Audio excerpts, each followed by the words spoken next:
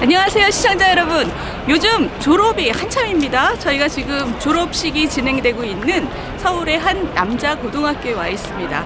오늘 졸업하시는 우리 전국의 젊은이들 정말 축하드리고 앞으로 인생에서 좋은 일 많이 있기를 바랍니다. 일단 저희가 여기 온 이유는 여기 특별한 내용을 가지신 교장 선생님과 인터뷰를 하려고 왔습니다. 특별한 내용을 가진 교장 선생님과의 인터뷰 기대해 주세요.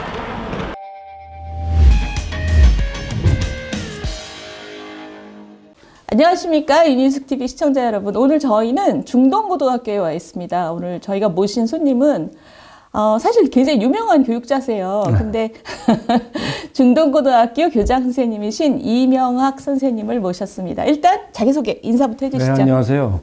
저 중동고등학교 교장 이명학입니다. 제가 2020년 8월까지는 성균관대학교 한문교육과 교수를 했고요. 여기 모교입니다. 그래서 모교에서 좀 교장으로 와달라는 그 청을 받고 지금 여기 모교에서 교장을 하고 있습니다. 오늘 저희가 중동고등학교 졸업식에 저희가 봤거든요. 중동고등학교 졸업식에서는 그 상금 500만 원이 걸린 상이 두 개가 있는데 그게 공부 잘하는 학생, 뭐 순종적인 학생 이런 학생이 아니고 책 많이 읽는 학생하고 그다음에 멋진 일을 한 학생, 미스터 중동인상. 예. 그렇죠. 맞습니다. 근데 그 중에서 책을 많이 읽는 건 제가 좀 이해가 가요. 근데 그 미스터 중동인상? 그거는 어떤 생각으로 만드신 거예요? 워닝 미스터 중동인상을 시상하겠습니다. 500만 원의 상금과 순금 상패를 준비해 주셨습니다. 그러니까 처음 만들 때 이제 저희가 학교 교육 목표가 의롭게 생각하고 당당하게 행동하는 중동인이거든요. 그래서 그런 일에 부합하는 행동을 한 학생이 있으면은 좀 칭찬을 해줘야겠다. 그래서 이제 그 고등학교 3년 동안에 친구들 잘 배려하고 뭐 그런 의로운 한 학생이 있으면은 고3들이 수능 후에 직접 투표로 해서 학생들을 선발했어요. 그러니까 작년에 이제 2명을 선발했고 올해는 이제 그 선발을 하지 않고 어느 분이 그 선행을 한 학생을 추천해 주셔서 그 학생들한테 그 상을 줬죠. 예. 근데 그 오늘 상 받은 아이들의 선행은 뭐였던 거예요? 작년 11월쯤에서 어느 할머니가 저 학교를 편지를 보내주셨어요. 아빠는 지하철역 앞에서 지나가시다가 길거리에 쓰러져 계신 분을 아마 발견하신 것 같아요, 선생님께서. 그래서 그게 조금 도움을 주시려고 많이 애를 쓰셨는데 잘 안 되셨던 것 같아요. 두 학생에게 조금 도와주세요. 그래서 그 두 학생이 그걸 구했어요. 그래서 그 편지의 주인공들이 오늘 수상자입니다. 근데 지금 중동학교는 그러니까 중동 중고등학교, 그러니까 원래 전통적인 1906년에 만들어진 예, 학교. 맞습니다. 그 100년 넘는 세월 동안 원래 의로움이라는 거를 강조했어요? 그 저희 설립자가 이제 백농 최규동 선생님이신데 그분은 뭐 대단한 민족주의자셨고 그분이 1940년 1월 1일에 동아일보에 그 발표하신 신년 훈화가 있어요. 젊은 사람들한테 주는 글인데 신의, 대의, 정의 이걸 꼭 지키라고 그렇게 말씀하신 게 있었고 그게 이제 의라는 정신인데 그게 한 100년 동안 그 선배로부터 면면이 이어져 내려와서 이게 하나의 중동 정신이 된 거죠. 의롭게 살라는 것이. 그러니까 예전에 우리가 나라가 없을 때 네. 그 선생님께서 설립자께서 말씀하시는 의로움은 우리가 딱 들어도 어떤 느낌인지 알겠어요. 근데 지금 21세기의 의로움을 아이들한테 가르치실 때는 뭐를 생각하시는 걸까요? 그러니까 사람답게 사는 거죠. 그 반대되는 건 뭐냐면 자기 이로움, 편함, 자기의 이익 이런 것만 추구하고 사는 건 의로운 게 아니잖아요. 의로움이라는 건 사회적인 가치도 생각해야 되고 그거 잘 아시잖아요. 공정한 가치.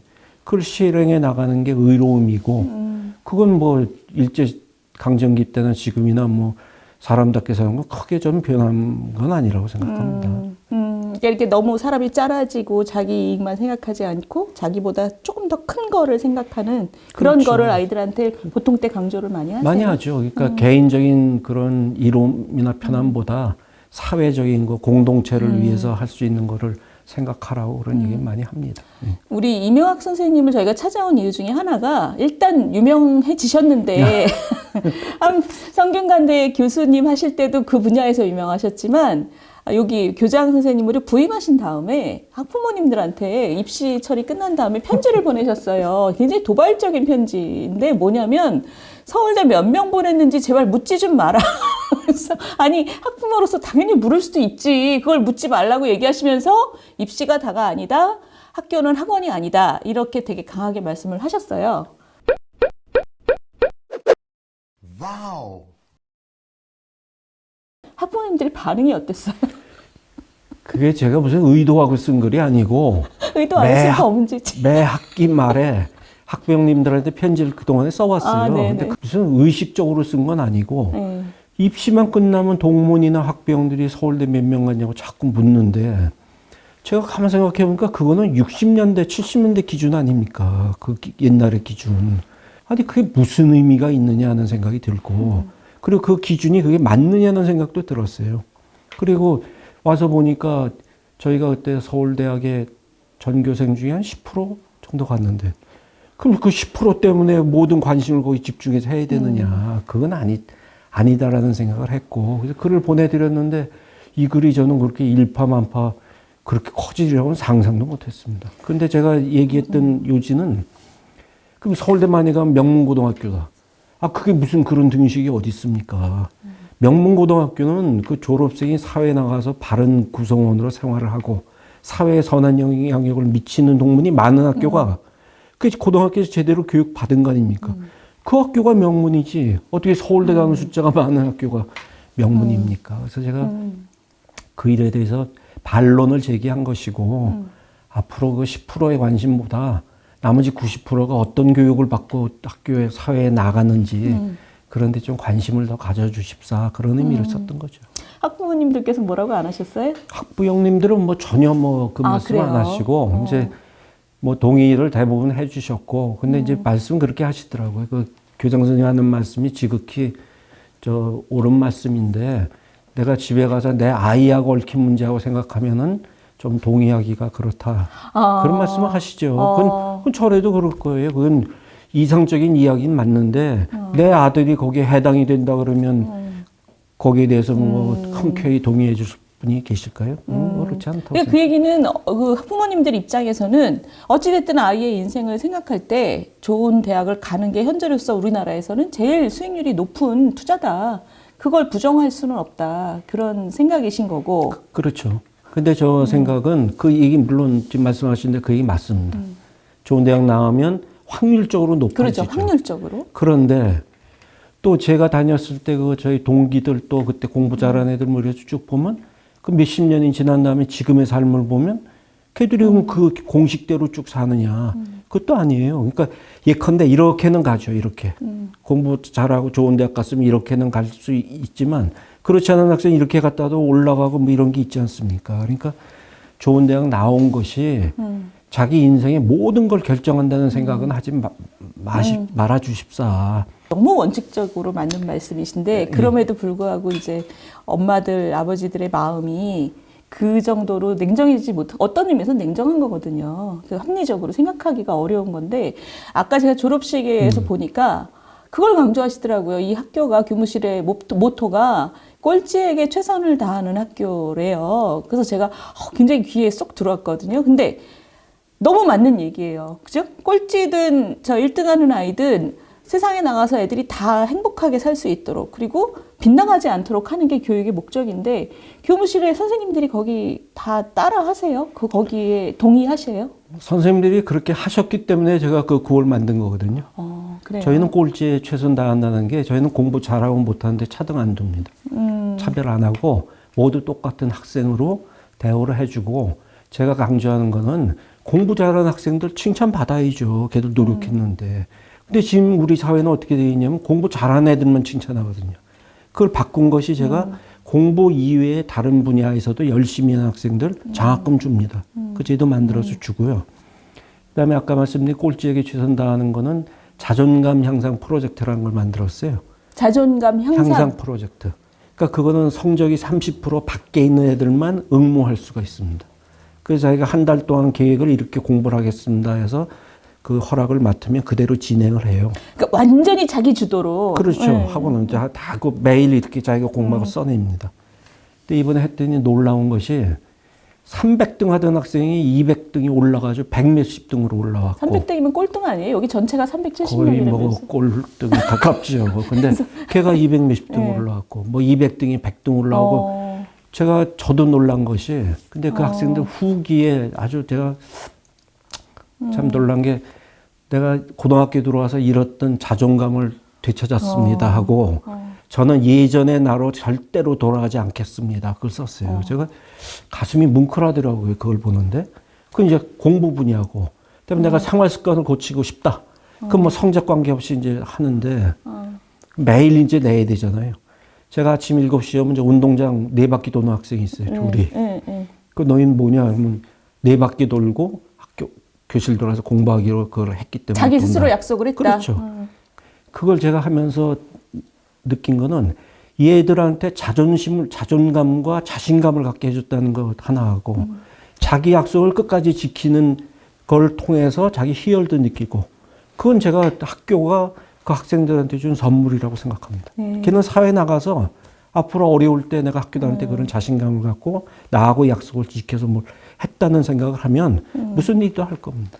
그렇죠. 그게 그러니까, 꼴찌에게 맞아요. 최선을 다하는 거죠, 학교가. 맞아요. 그러니까 뭐 성적이 오르고 안 오르고를 떠나서 자기 약속을 지키는 경험을 해봤다는 게 애들한테 큰 그럼요. 자산이 될 것 같아요. 그겁니다. 참 말씀하시죠. 좋은 좋은 아이디어를 하셨네요. 지금 저 아이들 자존감 말씀하셨는데 사실 저희 학교 다닐 때 제가 이제 요 근처에서 저 여고를 나왔는데 네. 진짜 그때는 선생님들이 왜 그렇게 애들을 많이 때렸는지 모르겠어요. 저도 많이 맞았거든요. 저는 더 맞았거든요. 아니 그래서 그때 제가 선생님들이 애들의 자존감을 이렇게 짓밟는구나. 그땐 자존감이라는 말이 뭔지도 몰랐지만 근데 지금 저 요즘의 사회를 보면 정반대가 돼버렸어요. 어떤 의미에서는 선생님들의 자존감을 아이들이 막 짓밟는데 아이들은 피교육자잖아요. 그 아이들에게 또 우리가 똑같이 선생님들이 되갚음한다는 건 말도 안 되는 거고 이게 지금 실타래처럼 얽혀 있어요. 그중에 하나 예를 들면 체벌금지라고 해서 지금 아이들 인권조례를 만들었는데 인권조례를 만들고 나서 보니까 아이들의 또 굉장히 폭력적인 성향도 자기들끼리도 나타나고 또 이런 모바일 갖고 선생님들을 막 너무 짓궂게 하고 그러면 선생님들이 아이들에 대해서 어떻게 대응을 할 것이냐. 물론 체벌이라는 수단이 저는 좋다고 절대 생각 안 하지만 지금 전체 분위기 안에서 이게 실타래가 어떻게 풀려나가야 된다고 생각하세요? 그 교권이라는 게 중요하잖아요. 근데 저희 그렇죠. 학교 다닐 때처럼 뭐 그 폭력의 뭐 일상화가 되듯이 한 그 세대지만은 그 생각하면 학생 인권 중요합니다. 근데 학생 인권이 중요하고 교권이 중요하고 수업권이 중요하면은 어느 것이 앞서 생각할 문제는 아니라는 거죠. 그러니까 학생 인권이 중요하다고 해서 교권과 수업권이 무시돼서나 소홀히 다뤄서 안 되거든요. 근데 지금은 학생 인권 조례라는 것을 일방적으로 만든 거 아닙니까? 그런 문제는 안에서 충분한 민주적인 토론을 정해서 토론을 통해서 어떤 걸 정해야 되는데 일방적으로 학생 인권 조례라고 만들어서 하니까 거기서 생기는 이제 그 파장이죠. 파장 무슨 갈등 그게 얼마나 심합니까? 저 수업 시간에 불성실한 선생님 밖으로 나가라. 그 아동학대입니다. 또 큰 소리를 하다 치면 그 아동학대입니다. 그럼 선생님이 하실 수 있는 뭐가 있습니까? 아 체벌만 금지가 아니에요? 체벌만 밖으로 금지가 내보내는 아니고 것도 그것도 아동학대입니다. 제가 봐서 여기서 무슨 교육을 하냐. 교권이 확립되지 않는 데서는 교육은 이루어지지 않습니다. 교권이 확립 안 되는데 무슨 교육이 어떻게 이루어지겠습니까? 그럼 선생님 말씀을 제가 지금 듣고 생각해 보면 수업권, 교권, 학생인권 이것을 어떻게 다 같이 살릴 수 있을지는 그 학교 안에 공동체 안에서 충분한 논의를 통해서 룰을 만들어내야 된다. 국가가 그냥 위에서 아래로 내리꽂을 일은 아니다. 그렇죠. 일방적으로 이렇게 정했으니 여기 따르라 하면서 문제가 다 생긴 것이고 저희 이제 휴대폰을 새 학기보다 다 수거를 합니다. 아 수거를 해요? 예. 그것도 이제 어떤 문제가 있어서 하는데 그것도 하기 전에 학생들하고 학부형님들하고 선생님하고 충분히 이거 논의를 했고 거기서 투표를 했고 그래서 정한 거거든요. 고3이 선거권, 피선거권 다 있잖아요. 그럼요. 그 사회에서 어른 대접을 해주는데 학교는 뭐 마치 애 취급하는 것도 그렇고 걔들하고 충분히 얘기하면 다 알아듣고 자기들도 이게 잘못됐던 거 다 알아요. 근데 지금 굉장히 중요한 말씀하셨는데 아이들 핸드폰을 뺏어서 뒤에다 보관하는 거가 그 아이들한테 뭐라고 설득하셨어요? 그거 그것을? 뺏는다 그러시면 좀 이제 액면이 뺏는 건데요. 그 한자로 수거라 그러는데 아침에 오면 이제 반납을 하고 저 이제 학교 때 주고 그러는데 대부분의 학생은 잘 지키는데 그 일부의 학생들이 수업 시간에 핸드폰을 보거나 또 그걸 제지하는 선생님한테 뭐 좀 함부로 언행을 하거나 수업하는데 사실 자기들도 공부하는데 방해되는 거 알거든요. 아, 그래서 그래요? 그 합의를 해서 아침에 오면 수거하고 저녁에 갈 때 돌려주고 그런 걸. 근데 아이들 입장에서는 사실 어른들도 마찬가지인 게 이 디지털 기기하고 떨어져 있으면 분리불안 같은 걸 많이 느껴요. 아이들은 요즘에 뭐 더하죠. 네. 근데 괜찮아요? 쉬는 시간에 여러 가지 활동을 할 수 있도록 지금 조치를 하면서 여기 버스킹 할 수 있는 데도 만들어주고 피아노도 칠 수 있는 데 해주고 뭐 여러 가지 해줍니다. 그래서 그 시간에 좀 가서 좀 스트레스도 풀고 이럴 수 있도록. 그러니까 쉬는 시간에 핸드폰 못 들여다보는 대신에 나가서 애들하고 노래도 하고 뛰어놀아라. 예. 어. 그건 이제 아니 근데 이게 굉장히 큰 이슈잖아요. 우리나라에서 지금 그 미래에 이렇게 빨리 세상이 그 정보기술 쪽으로 변하고 있으니 아이들이 세상에 나가서 잘 살 수 있으려면 경쟁력이 있으려면 디지털에 얼른 빨리 넓게 노출되라는 게 우리 교육이 지금 어떤 방향처럼 돼 있어요. 지금 교육부가 추진하는 그 교육도 사실 교육개혁도 내용을 보면 뭐 코딩이라든가 뭐 여러 가지 지금 디지털 그 노출을 확대하는 방향으로 돼 있거든요. 근데 선생님은 지금 정반대로 아이들을 하루 종일 디지털 노출로부터 아이들을 분리시키고 그다음에 그 대신에 나가서 놀아라. 이게 뭐 어떤 철학이신 그러니까 거예요? 지금 정부에서 교육부에서 시행하고 있는 그거는 정책적으로는 맞는 방향인 것 같아요. 그러니까 세상은 바뀌면 거기에 적응을 해 나가는 건 맞죠. 근데 옛날에 호롱불 켜고 뭐 책 읽던 조선시대에서 지금 여기도 있지만 전자교탁, 전자칠판 놓고 공부하는 이 시대가 이제 이렇게 과학적으로 발달하고 다 있잖아요. 그럼에도 불구하고 바뀌지 않는 건 하나 있습니다. 뭐 교육의 본질이라는 거거든요. 교육의 본질. 교육의 본질이 뭡니까? 그런 지식도 습득하지만 사람 땜도 배우는 게 교육의 본질인데 학생들 뭐 그거 첨단계에서 분리하는 게 아니고 걔들 학교에서만 안 하지 뭐 집에서 안 하고 안 합니까? 제가 학생들한테 얘기해 주는 게 휴대폰하고 게임이 너희 인생에 무슨 의미가 있는지 한번 생각해 봐라. 그래서 의미가 있다 그러면 해라. 그 대신 의미가 없다고 생각하면 다시 한번 생각해라. 근데 지금은 아무도 그런 얘기를 안 하니까 휴대폰이 마치 아침부터 저녁까지 이거 없으면 큰일 날 것처럼 하지만 이제 모르겠어요. 이거 한 8시간, 9시간 자기 손에서 떠나봤는데 처음에야 좀 불편하고 뭐 짜증도 나고 그러겠지만 그 시간이 좀 지나면서 이건 뭐 견딜만 하네. 이거 괜찮다 없어도. 그것도 교육적으로 의미 있다고 저는 생각합니다. 근데 이 와중에 선생님 그 전인 교육, 뭔가 의로움, 뭔가 사람답게 나보다 큰 나 이런 거를 계속 교육하시는 게 굉장히 어려울 것 같은데 어떠세요, 선생님? 지금 해보시니까 잘 전달되고 그렇게 어렵다는 생각은 안 하고요. 그래요? 제가 한 10여 년 전인가 이제 다른 학교에 일이 있어서 이제 가봤더니 이렇게 지나가니까 이제 교실 다 보이잖아요. 근데 한 35명 됐는데 7, 8명이 자더라고요, 그냥 엎드려서. 그러니까 저는 이게 좀 낯설은 광경인데, 그래서 가만 생각하니까 그럼 5분의 1이 자는 거잖아요. 그럼 그 학년이 전국적으로 50만이라면 10만 명이 자는 거예요. 중1서부터 고등학교 3년까지면 6개 학년 하면 60만 명이 동일한 시간대에 자는 거예요. 우리나라가 또 그렇죠. 그런 날에 장래가 어떻게 되겠습니까? 그렇죠. 60만 명이 그냥 자는 거예요. 네. 근데 우리는 공부하기 싫다는 애들을 교실에 그냥 놔두는 거예요. 그거 왜 놔둬야 됩니까? 저는 이 의식에 아주 획기적인 전환을 해야 된다고 생각하는데, 전 공부하기 싫은 애들은 최저 학력만 학교에서 하게 하고 나머지 오후 시간에 뭐 일주일에 이틀, 3일은 각종 프로그램 만들어서 그거 하게 해야 된다고 생각합니다. 걔들이 요리를 배우고 싶으면 요리 해주고, 뭐 댄스를 하든 뭐 음악을 하든 그거 벌려주면 되잖아요. 그 아까운 시간을 왜 교실에서 엎어져서 그걸 하루 종일 자고.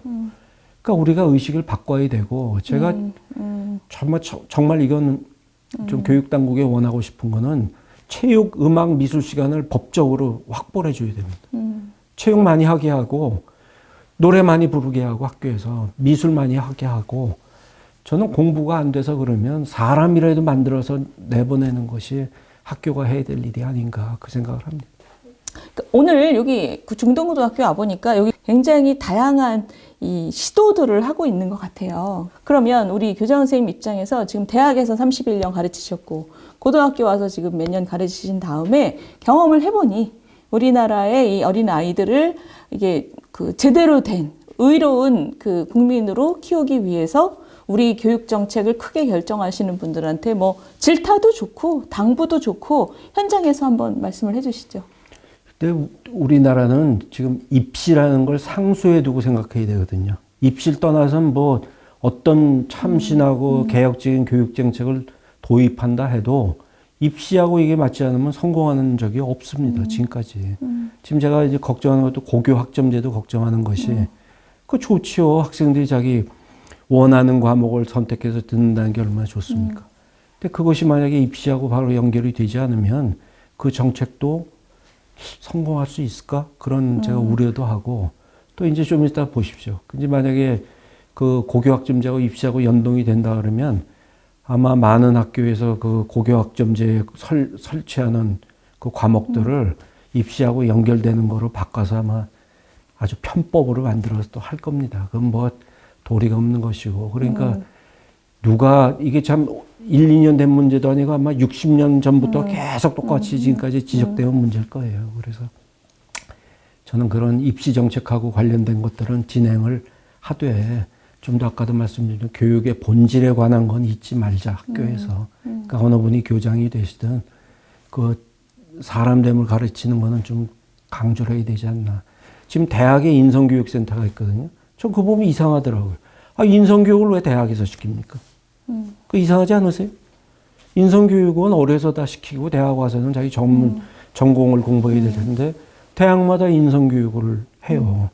그러니까 입시라는 중압감에서 학생들을 벗어나게 하는 방법은 저도 뭐 뾰족하게 떠오르는 건 없습니다. 없지만 다만 학교가 공부만이 우선이 아니고 공부 이외의 것도 학생들이 열심히 하면 칭찬해주고 격려해주는 여러 가지 뭐 제도라든지 그런 걸 만들어서 해나가는 것이 그래도 고교육 교육이 정상화되는 쪽으로 가는 게 아닌가 그 생각을 합니다.